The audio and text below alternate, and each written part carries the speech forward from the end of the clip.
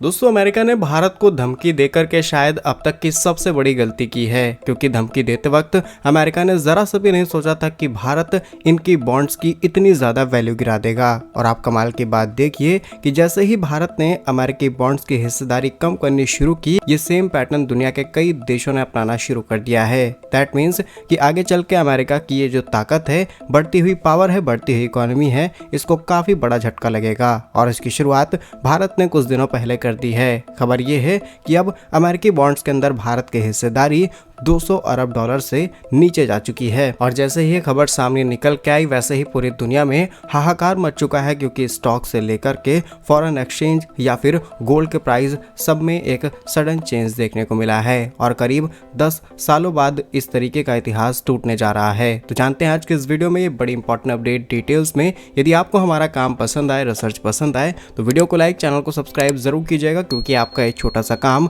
आप तक ये जरूरी और सही खबरें लाने में हमारी बड़ी मदद करता है। तो जैसा कि आप देख पा रहे होंगे, अमेरिकी राष्ट्रपति ट्रंप पूरी दुनिया को धमका करके रखना चाहते हैं। वेनेजुएला पर पूरी तरीके से कब्जा कर लिया और सीधे सीधे भारत को भी कई बार स्टेटमेंट्स दिए गए कि हम भारत पर 500% तक टैरिफ लगा सकते हैं। अब एक तरफ अमेरिका से चल रहे टैरिफ तनाव के बीच देश की इकोनॉमी को मजबूत करने के लिए भारत लगातार कड़े कदम उठा रहा है। वहीं पिछले एक साल के अंदर भारत ने अमेरिकी ट्रेजरी बॉन्ड में अपना निवेश काफी कम कर दिया है। भारत का यह कदम दिखाता है कि वैश्विक आर्थिक नीतियां और जियोपॉलिटिकल टेंशंस के बीच भारत अपनी फॉरेन एक्सचेंज रिजर्व को स्ट्रेटेजिकली धीरे धीरे शिफ्ट करना शुरू कर चुका है। अब भारत ज्यादा डाइवर्सिफिकेशन यानी कि अलग अलग जगह पर निवेश कर रहा है, और भारत के लिए सबसे अच्छी और बेस्ट इन्वेस्टमेंट है गोल्ड। इसीलिए भारत की गोल्ड खरीदारी भी बहुत तेजी से बढ़नी शुरू हो चुकी है। फिलहाल इस वीडियो को हमने कई फेज में डिवाइड किया है। पहला फेज है कि भारत की हिस्सेदारी आखिर कितनी कम हुई। तो भारत की हिस्सेदारी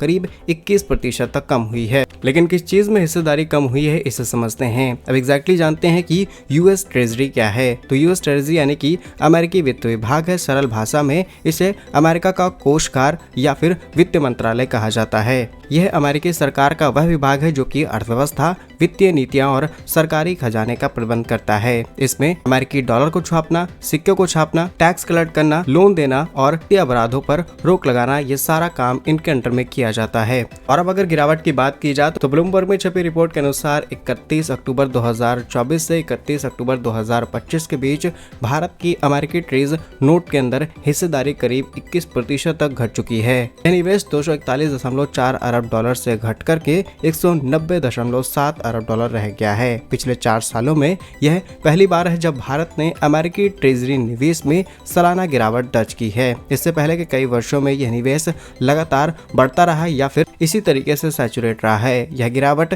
ऐसे समय में हुई है जब अमेरिकी बॉन्ड बाजार में रिटर्न काफी अच्छा था, और इस दौरान 10 साल की अमेरिकी ट्रेजरी यील्ड पर करीब 4 से लेकर के 4.8% तक के बीच रही, जो आमतौर पर विदेशी निवेशकों के लिए काफी ज्यादा अट्रैक्टिव और काफी ज्यादा सेफ बताया जाता है। लेकिन फिर भी शायद भारत ने प्रेडिक्ट कर लिया या फिर अमेरिका की नीतियां इस तरीके से हैं जिससे भारत को परेशानी हो रही है और भारत को मजबूरन अपनी हिस्सेदारी घटानी पड़ी। अब इसके पीछे भारत की क्या स्ट्रेटजी है, जरा इसे समझते हैं। तो ये गिरावट एक ऐसे समय में हुई है जब अमेरिकी बॉन्ड्स बाजार के अंदर लगभग 5% के आसपास रिटर्न्स दे रहे हैं। इसके बावजूद भी भारत ने अपनी होल्डिंग्स कम की है। अर्थशास्त्रियों का मानना है कि इसकी वजह सिर्फ यील्ड नहीं बल्कि भारत की फॉरेन एक्सचेंज रिजर्व को लेकर के बदली हुई स्ट्रेटजीज हैं। यानी कि भारत अपने रिजर्व को अलग अलग जगह पर बांटने यानी कि डाइवर्स करने पर ध्यान दे रहा है। इसमें अलग अलग कंट्रीज के बॉन्ड्स के साथ साथ अलग करेंसीज और सबसे ज्यादा गोल्ड को प्रायोरिटाइज किया जा रहा है। अब इसके ऊपर क्या एक्सपर्ट्स कहते हैं, जरा इसे समझते हैं। तो अमेरिकी ट्रेजरी में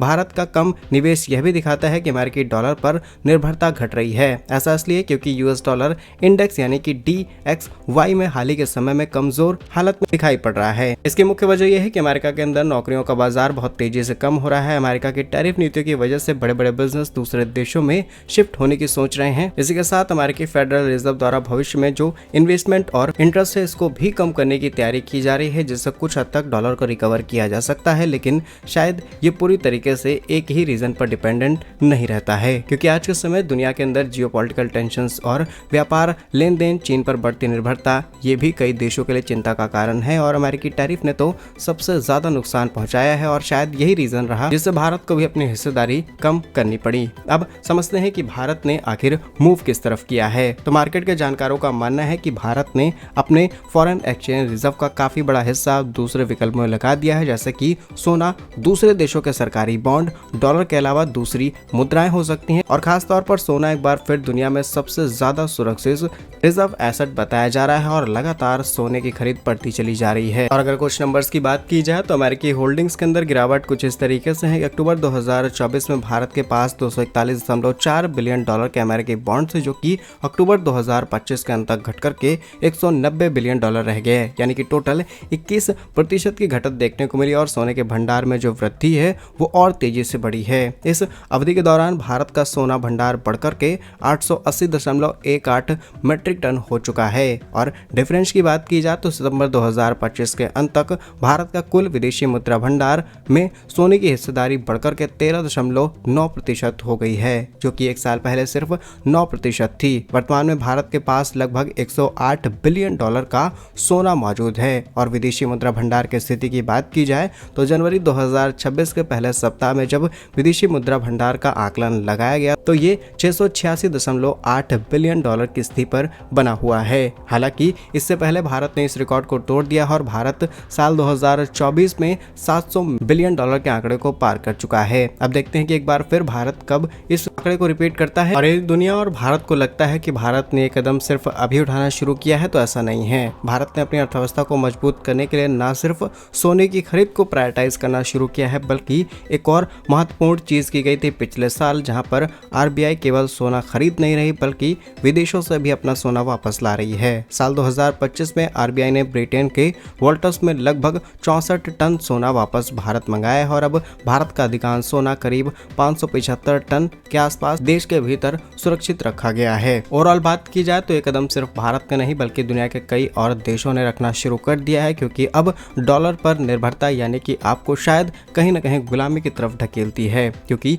डॉलर की वजह से आज पूरी दुनिया में जितना भी ट्रेड, जितना भी व्यापार है, जितने भी देशों के पास विदेशी मुद्रा भंडार है वो लगातार सिर्फ डॉलर पर निर्भर है। अब इसी तरीके से चलता रहा तो आगे चल के भारत जैसे देशों को नुकसान हो सकता है, क्योंकि अमेरिका अपने डॉलर की वैल्यू को कम होने नहीं देता और डॉलर की बढ़ती वैल्यूएशन की वजह से आपको उल्टा नुकसान हो सकता है। डेफिनेटली आपकी लोकल करेंसीज पर इम्पैक्ट पड़ता है। वहीं दूसरा रीजन ये है कि भारत अब सेफ इन्वेस्टमेंट चाहता है। आज के समय जियोपॉलिटिकल टेंशंस या फिर कहें अनस्टेबिलिटी इतनी ज्यादा हो चुके हैं। रशिया यूक्रेन की बात की जाए जो कि 3 सालों से नहीं खत्म हुआ, मिडिल ईस्ट के अंदर टेंशन चल रही हैं। अगला नंबर ईरान का आ सकता है, वेनेजुएला की लंका लगाई जा चुकी है और ऐसे में सोना एक सेफ इन्वेस्टमेंट बताई जा रही है। इसके अलावा डी डॉलराइजेशन जिसकी शुरुआत 2022 से ही बातचीत में आ गई थी और रूस, भारत, चीन मिलकर के डॉलर की निर्भरता को कम करना चाहते हैं ताकि पेट्रो डॉलर डील जैसी या फिर आगे चल के कोई भी देश को गुलाम ना बनाया जा सके और हम अमेरिका से हट करके अपनी केंद्रीय बैंकों के जरिए लोकल करेंसीज में ट्रेड करें या फिर कोई नई